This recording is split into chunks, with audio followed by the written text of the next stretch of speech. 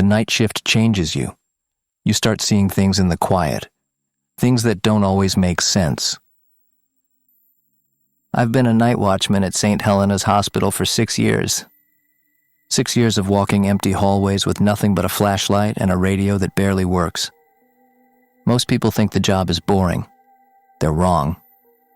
St. Helena's is a regional hospital, 3 floors, 200 beds, built in the 70s. The kind of place that smells like disinfectant and old carpet no matter how much they clean. The walls are that specific shade of pale green that only exists in hospitals and old schools. The kind of color that looks gray under fluorescent light. During the day, it's busy, loud, normal.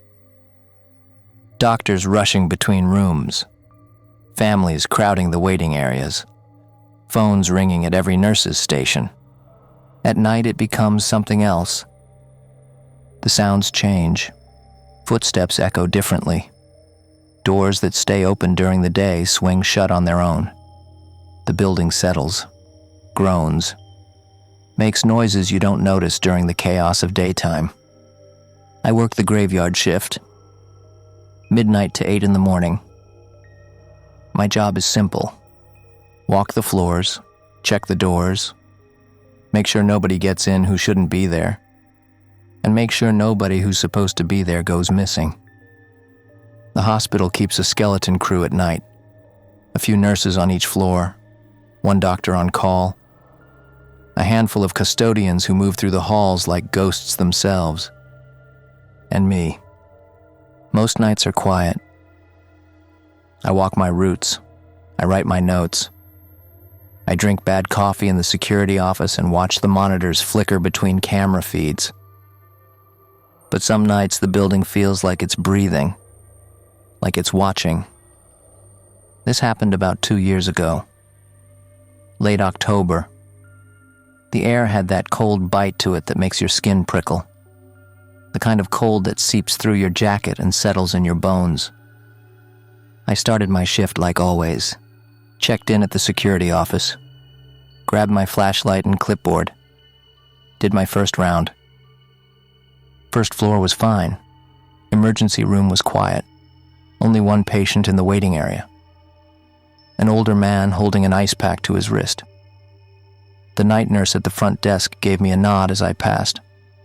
Second floor was the same. Medical wing. A few patients asleep in their rooms. The hallway lights were dim to that amber glow they use at night. Everything felt calm. The nurse on duty was restocking a cart near the elevator. She didn't look up when I walked by. Then I went to the 3rd floor. The 3rd floor is different. That's where the long-term care patients stay. The ones who've been there for weeks, sometimes months. People recovering from major surgery. People with chronic illnesses that won't let go. People waiting to get better. Or waiting to die. The hallway on the 3rd floor is longer than the others. Stretches almost the entire length of the building. The lights flicker sometimes. Not all the time. Just enough to notice. The air feels heavier up there. I've never liked it. I pushed through the double doors and started my walk. My boots made soft, squeaking sounds on the linoleum. The fluorescent lights hummed above me. One of them was buzzing louder than the others. I made a mental note to tell maintenance. Everything looked normal. The nurse's station was empty, probably doing rounds. The medication cart was parked near the wall. A few doors were cracked open. Others were shut tight. I checked the first few rooms. All clear. Then halfway down the hall I heard something. A voice. Faint. Coming from one of the rooms on the left. I stopped. Listened. It was a man's voice. Low. Talking. Not loud, not angry. Just talking. Steady and calm. I checked my clipboard. Room 312. Patient name. Evelyn Marsh. 74 years old. Admitted 3 weeks ago. Lung infection. Stable, but not improving. No visitors listed for tonight. I walked to the door. It was cracked open just a few inches. Inside the room was dark except for the glow of the heart monitor by the bed. The curtain was pulled halfway around the bed. I could see the outline of someone sitting in the chair next to it. A man. He was leaning forward, hands folded in his lap, talking quietly to the patient. I knocked lightly on the doorframe. "Excuse me, visiting hours are over." The man didn't move, didn't turn around, just kept talking. His voice was soft. I couldn't make out the words yet. I knocked again, louder this time. "Sir, I'm going to need you to leave." Still nothing. I felt my chest tighten. I stepped inside.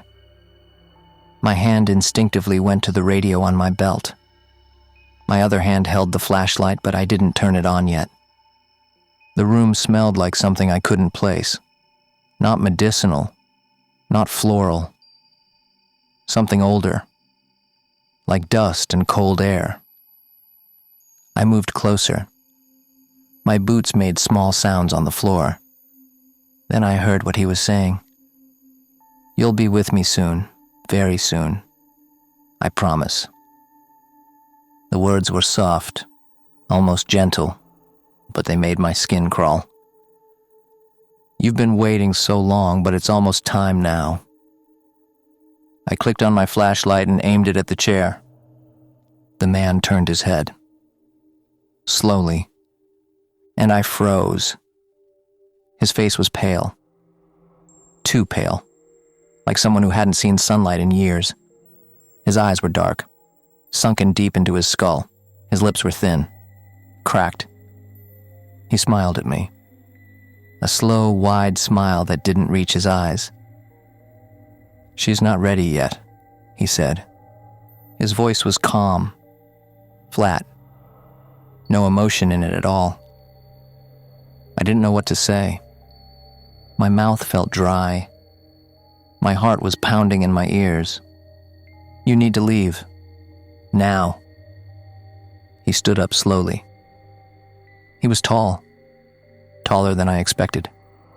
Wearing a long black coat that reached almost to the floor. His hands were in his pockets. His movements were smooth. Too smooth. He walked past me without another word. His footsteps were silent. I turned to follow him, to make sure he actually left. But he was already gone. Just gone. I stepped back into the hallway, looked both ways. Empty. The hallway was completely empty. The fluorescent lights buzzed overhead. The nurse's station was still deserted. My heart was pounding. I went back into the room. The patient, Evelyn, was still asleep. Her breathing was steady. Shallow, but steady. The monitor beeped softly. Everything looked normal. I walked over to the chair. I reached out. Touched the seat, and it was cold, not warm. Cold. Like no one had been sitting there. I felt a chill run down my spine. I radioed down to the front desk. "This is Green on 3. Did anyone just come down the main stairwell?" Static. Then the night nurse's voice. "Negative. No one's come through." "What about the elevator?" "Nothing. It's been quiet down here." I checked the stairwell myself. Pushed open the heavy door. Looked down the flights of stairs. Nothing. Just the hum of the building. Then the elevator. Pressed the button. Watched the doors slide open. Empty. I checked every room on the floor. Knocked on doors. Looked inside. Asked the nurses when they finally came back to the station if they'd seen anyone. No one had seen anything. No one had heard anything. I went back to the security office. My hands were shaking. I sat down at the desk and pulled up the camera feeds. Rewound the footage. The third-floor hallway. The stairwell. The elevator. I watched myself walk onto the floor, watched myself stop outside room 312, watched myself go inside, but I never saw anyone else. No man in a black coat. No one entering the room, no one leaving. Just me. I sat there for a long time, staring at the screen, trying to make sense of it. I didn't sleep well after that shift. I kept seeing his face. That pale, hollow face. That smile. I kept hearing his voice. She's not ready yet. A week later, I was back on the 3rd floor. Same routine, same hallway. I passed room 312. The door was open. The bed was empty. I stopped. Looked inside. The sheets were stripped. The monitor was off. The chair was pushed back against the wall. The nurse walked by behind me. I recognized her. Karen. She'd been working there longer than I had. "You looking for Mrs. Marsh?" I nodded. She passed 2 nights ago, peaceful, in her sleep. I felt my stomach drop. "Was anyone with her?" Karen shook her head. "No family, no visitors, she was alone." But I knew she wasn't. Someone had been there. Someone had been waiting. She seemed calm, Karen continued. Right before she went, like she was ready. I didn't say anything. Karen walked away. Her footsteps faded down the hall. I stood there for a long time, staring into that empty room. I've walked that hallway 1,000 times since then. I've worked 1,000 quiet shifts. And I've never seen that man again. But sometimes late at night, when the building is silent and the lights flicker, I think about what he said. She's not ready yet. And I wonder how many others he's visited. How many others he's waiting for. I still work at St. Helena's. I still walk the 3rd floor. And I still check room 312 every time I pass. The bed's been filled 12 times since then. Different patients, different faces, different stories. But I always look at the chair next to it, just in case. Because some nights when I'm walking that long hallway, I catch a smell I can't place. Dust and cold air. And I know he's been there, waiting. Some things visit the hospital that aren't on the schedule, and some visitors don't use the door. Hospitals at night don't make it into the official reports. Sometimes they can't be explained. If you're still with me, drop a comment. What time is it where you are? Are you alone right now? My name is Marcus, and I've been working security at Riverside Medical Center for almost 4 years now. 4 years of night shifts. 4 years of learning which sounds are normal and which ones aren't. Riverside is bigger than most regional hospitals, 5 floors above ground, and 1 below. The basement.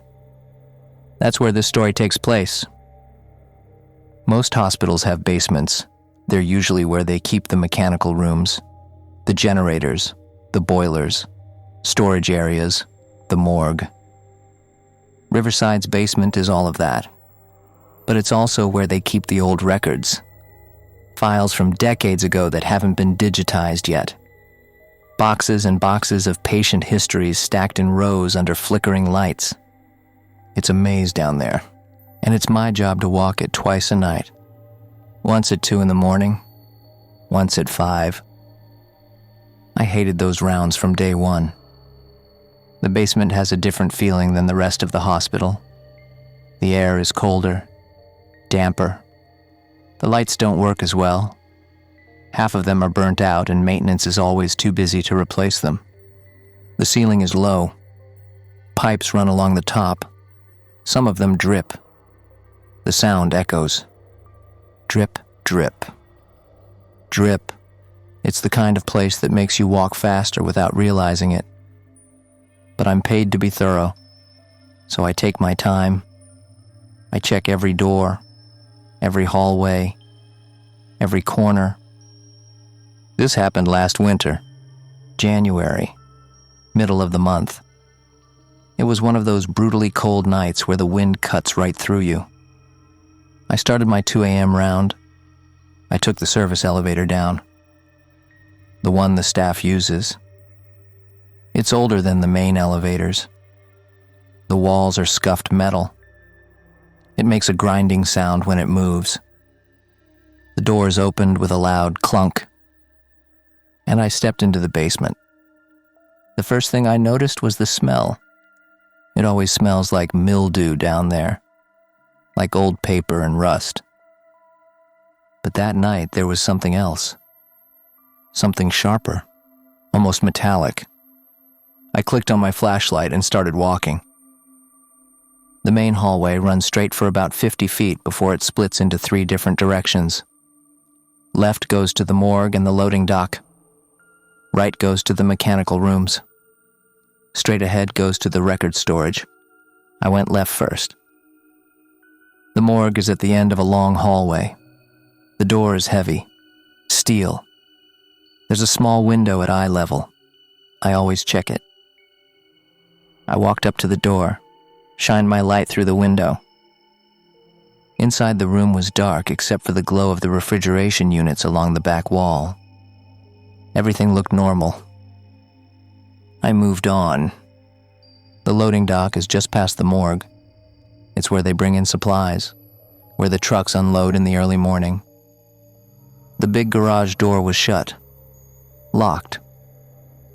I checked the side door that leads outside, also locked. Good.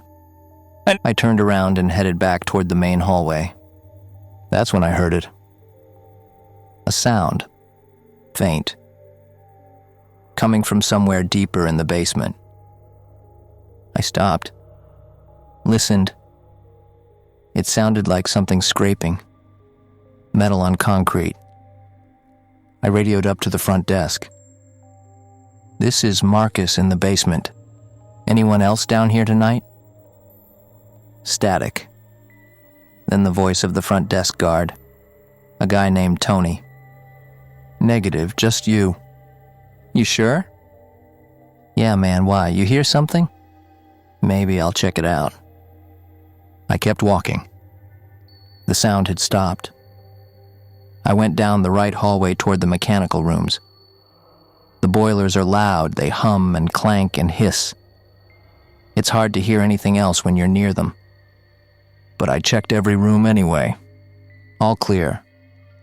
I headed back to the main hallway again. The only direction left was straight, toward the record storage. That's where the sound had come from. I was sure of it now.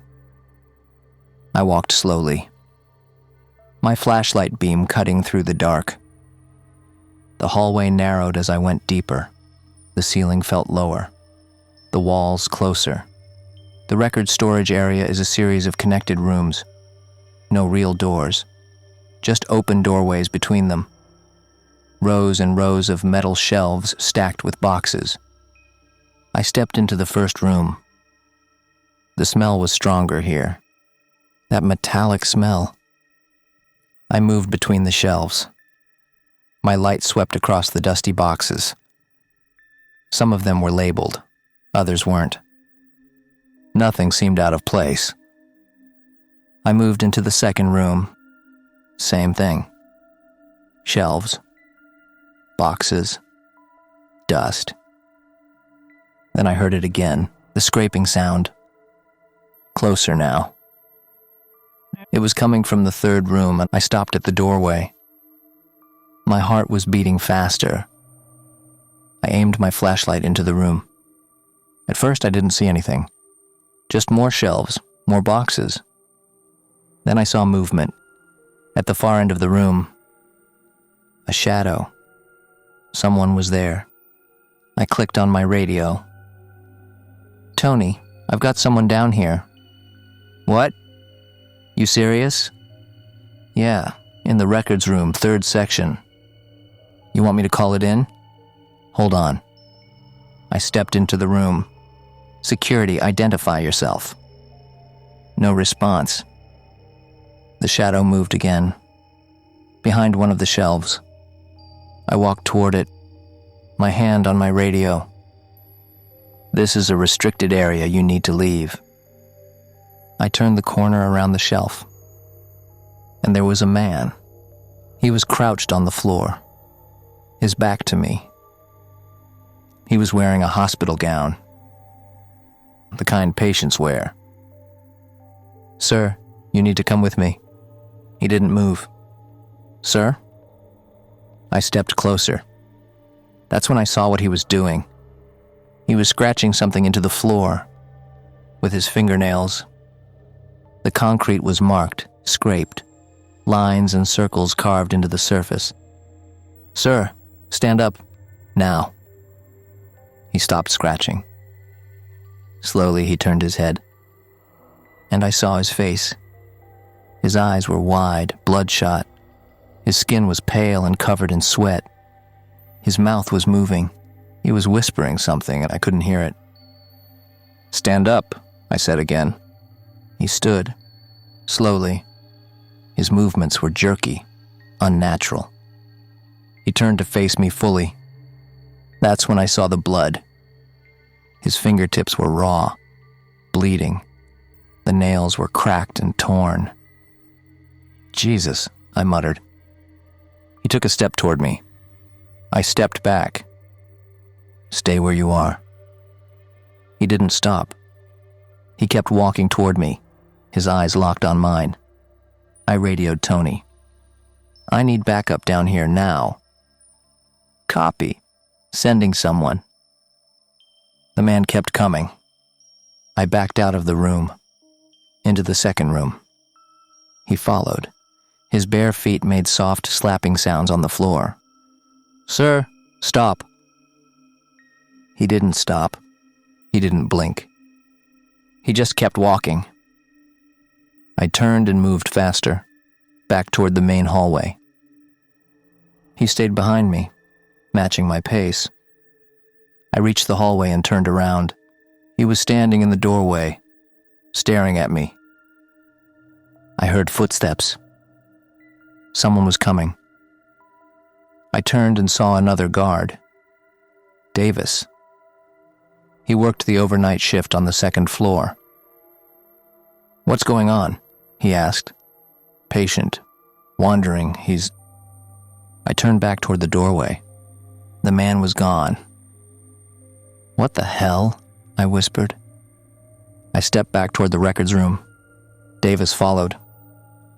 We searched all 3 sections. Nothing. No one. The scraping on the floor was still there. Fresh. The blood was still wet. But the man was gone. Davis radioed up to the nurses' stations, asked if anyone was missing a patient. No one was. Every patient was accounted for.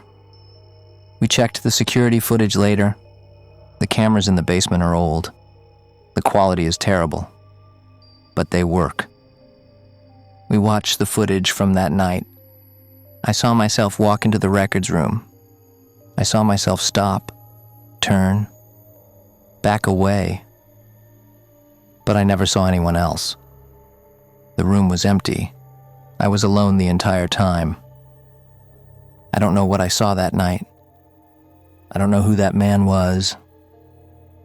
But the scraping on the floor is still there. And sometimes when I'm down there doing my rounds, I hear it again. That metallic scraping sound. And I walk a little faster. I still work at Riverside. I still do my basement rounds, twice a night, 2 a.m. and 5 a.m. But now I carry a second flashlight. And I never go into the third records room alone. Because some nights when I pass the doorway, I see something in the corner of my eye. A shadow. Crouched on the floor. Scratching. Always scratching. And I know if I look too long, I'll see his face again. Those wide, bloodshot eyes. That pale, sweating skin. And I'll hear what he was whispering. The same thing, over and over. "Let me out. Let me out. Let me out. I never found out who he was or where he came from, but I know one thing. He's still down there, waiting, scratching. And one night I'm afraid he's going to finish whatever he started.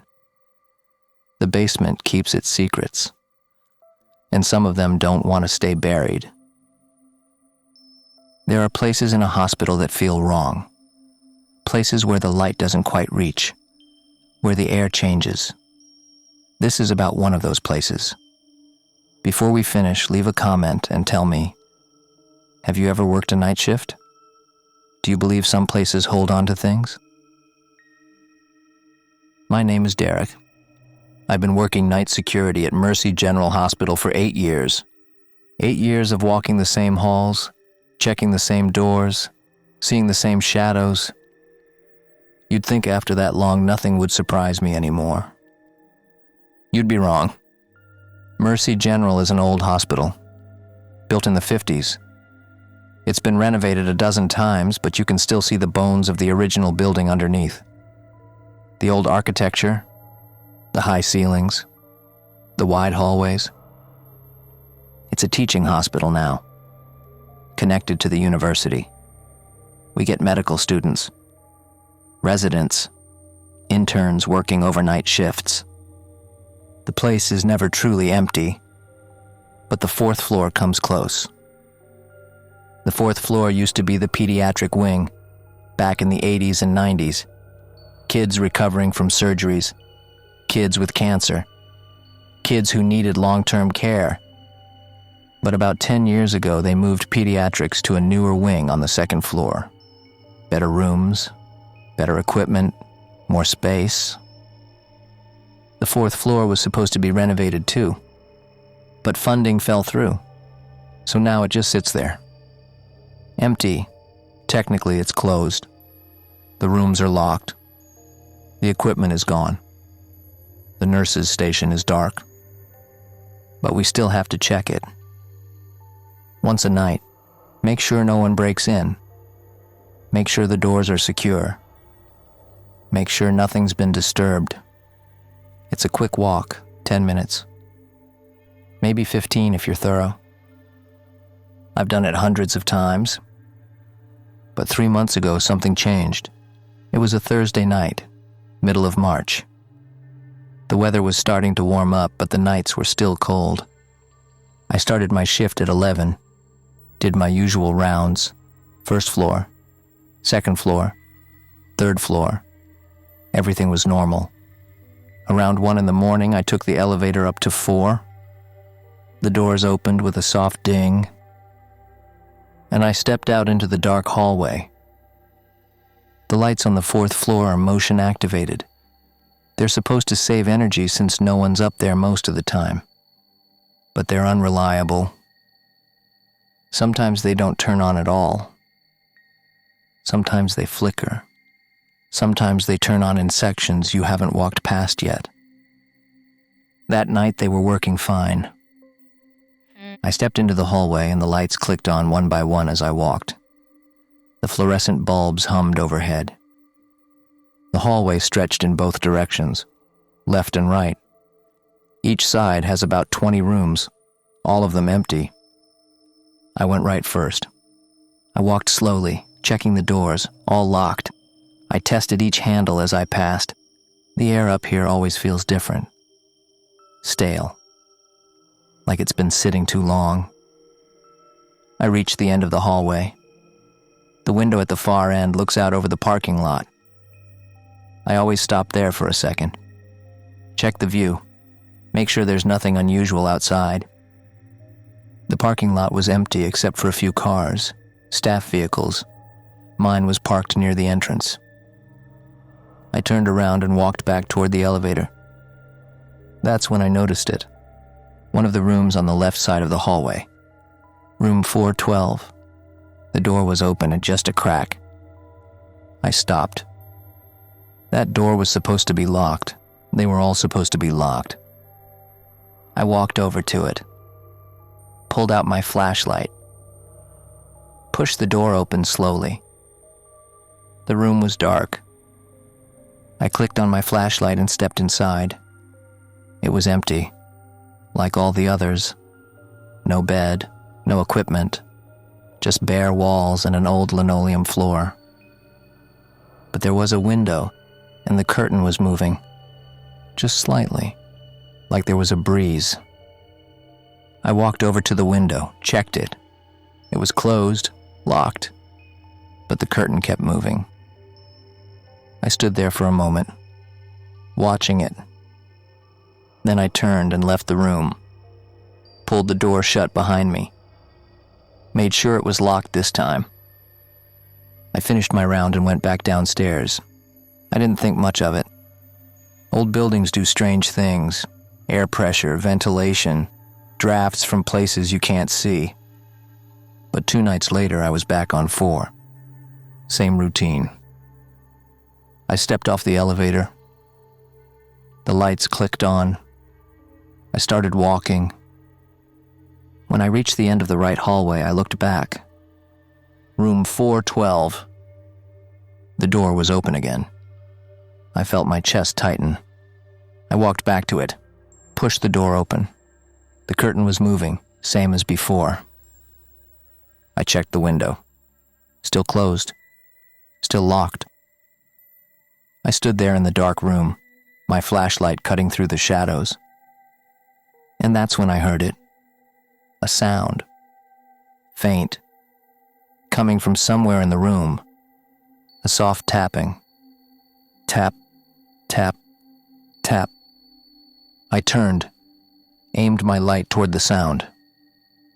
It was coming from the corner, near the closet. The closet door was closed. I walked over to it. Slowly.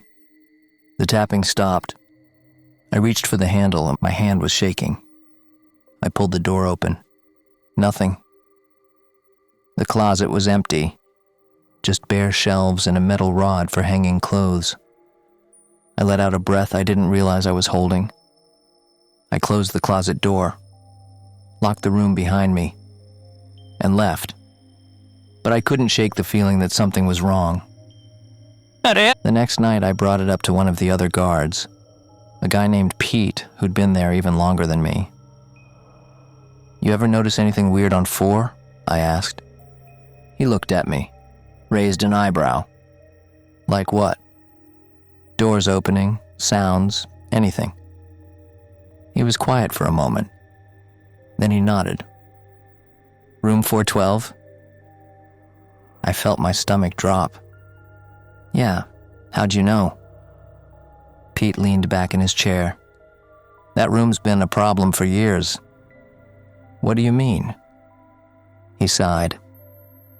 "There was a kid, long time ago, back when that floor was still pediatrics."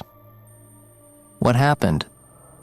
"Kid was in that room, 10 years old, maybe 11, had leukemia, been there for months." I didn't say anything.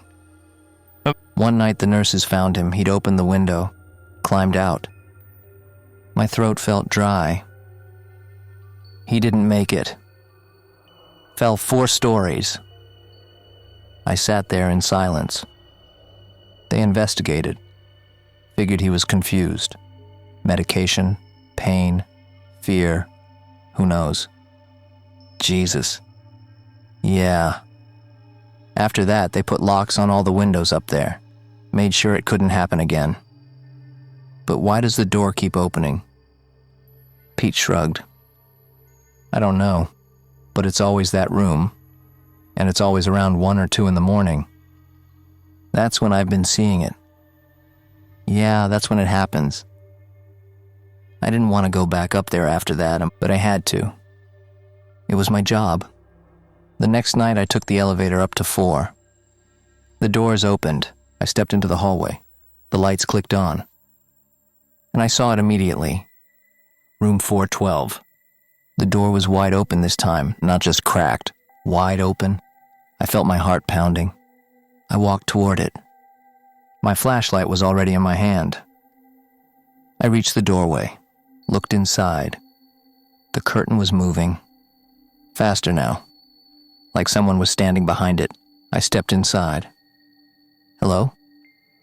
No response. I walked toward the window. The curtain kept moving. I reached out, pulled it aside, and I froze. There was a handprint on the window, small, like a child's. On the inside of the glass, I felt the hair on the back of my neck stand up. I stepped back. The curtain fell back into place, and that's when I heard it again. The tapping. But this time it wasn't coming from the closet. It was coming from the window. Tap, tap, tap, and I turned. And through the glass I saw something. A reflection, not mine, behind me. I spun around. The room was empty. I backed toward the door. My hands were shaking. I got out of the room, pulled the door shut, locked it, and I ran. I took the stairs, didn't wait for the elevator. When I got back to the security office, I was breathing hard. Pete was there. He looked at me. "You saw it, didn't you?" I nodded. He didn't say anything. I filed a report that night. Said the door lock was malfunctioning. Requested maintenance to fix it. They did. They replaced the lock. Checked the door. Made sure it was secure. But it didn't matter. 2 weeks later, I was back on 4. The door was open again. I don't go in that room anymore. I check the door from the hallway. I make sure it's locked. But I don't go inside. Because the last time I did, I saw something I can't explain. Something I don't want to see again. I was standing in the doorway, looking in, making sure the room was empty. And I saw the curtain move. Then the window started to open, slowly, like someone was pushing it from the inside. But there was no one there. I watched it open a few inches, then stop. And I heard a voice, quiet, faint, a child's voice. It said one word: help. I closed the door, locked it, and I haven't opened it since. I still work at Mercy General. I still do my rounds on the 4th floor, but I don't stop at room 412 anymore. I walk past it quickly. I don't look at the door. I don't listen for sounds, because I know what's in there, or what's left of it. A memory. A moment frozen in time. A child who wanted help and never got it. Sometimes late at night when I'm walking that hallway, I feel a cold breeze, even though all the windows are closed. And I hear that soft tapping. Tap, tap, tap, coming from behind the door. And I know he's still there, still waiting, still asking for help. But I can't give him what he needs. No one can. Some places hold on to the past, and some things never leave. They just wait, in the quiet, behind a door that won't stay closed.